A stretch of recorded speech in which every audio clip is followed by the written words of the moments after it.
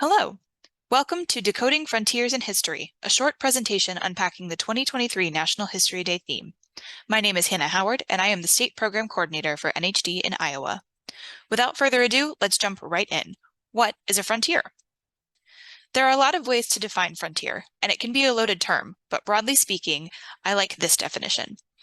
A frontier is a line or division between different or opposed things. The word different is important to note because identifying what the difference is on either side of a frontier will help us determine what changes when that frontier is crossed or broken. And history is fundamentally the study of change over time.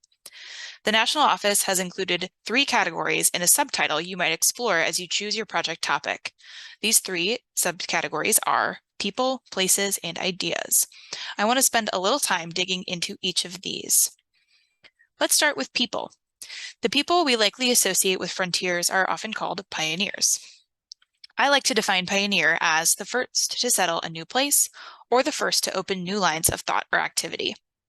I like these 2 definitions because they invite us to consider pioneers first in a more traditional sense, someone who leaves a familiar place to live in another new place and adapts to survive, but also in a more conceptual way. Pioneers can be scientists, artists, or activists too. It is also worth mentioning that not all people associated with frontiers are pioneers. If we take the pioneers of the Oregon Trail as an example, we know that they met people who were already living on what they saw as the frontier, namely indigenous people of what is now the United States. To those indigenous peoples, the frontier likely was not a frontier at all. It was home, a place they had been living, sometimes for hundreds, if not thousands of years. When we consider the people associated with frontiers, we need to keep multiple perspectives at the forefront of our thinking. We'll touch on this more in just a minute.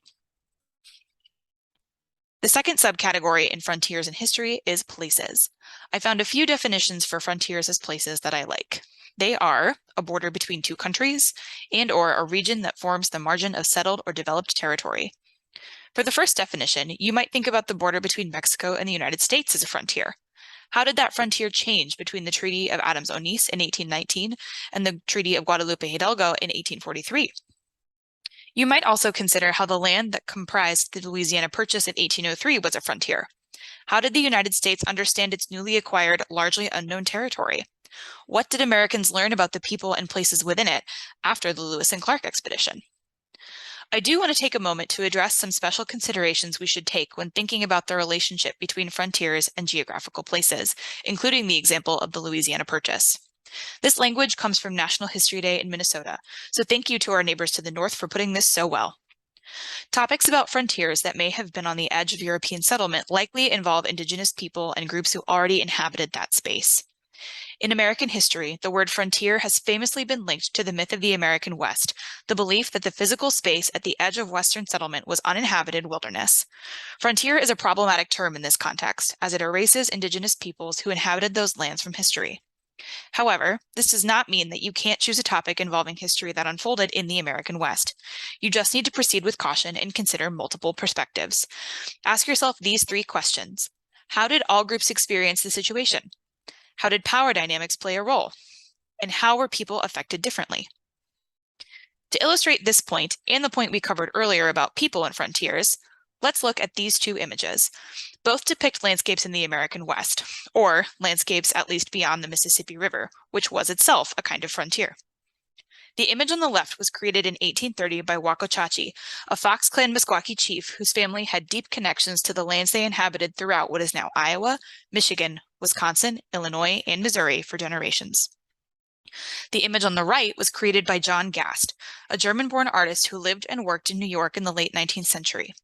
Notice the differences between how the landscapes are depicted, and think about how the artists might have understood the land and their relationships to it based on what you see. The answers to those questions are yours to explore and might look different based on the focus of your project. This is just one example of how we might consider multiple perspectives this season as we consider frontiers as places. The third and final subcategory of frontiers in history is ideas. This last subcategory edges back into the abstract, but I like these 2 definitions. The frontier could be the furthest to most limits of knowledge or achievement, or a new field for experimentation or development. I like these 2 because they speak to slightly different concepts. For example, Nicholas Copernicus challenged the furthermost limits of commonly accepted knowledge when he proposed his theory of heliocentricity in the 15th and 16th centuries. In another case, Mary Shelley essentially invented a brand new genre of fiction, science fiction, when she wrote Frankenstein at age 21, opening up a new field for experimentation for artists and authors. How do new ideas or concepts break frontiers, shape the world around us, and change the course of history? The last thing I want to cover about this theme also comes from National History Day in Minnesota, so thanks again to those folks for this language. While you must connect your topic to the idea of a frontier, you do not have to discuss people, places, and ideas in your project if there truly isn't a connection to all three. You should, however, consider each word carefully in building your theme connection. Most topics will connect to at least two of these concepts. To show the connection, try to use these words in your thesis statement and support them with additional discussion in the project itself wherever it makes the most sense. Before we end this presentation, I want to point you toward the National Office's resources about the 2023 theme if you want to dig even deeper. The theme book has lots of detailed information breaking down frontiers in history, as well as in-depth topic ideas. The intro video for students has a similar purpose if you'd rather watch than read, as I know many of us would.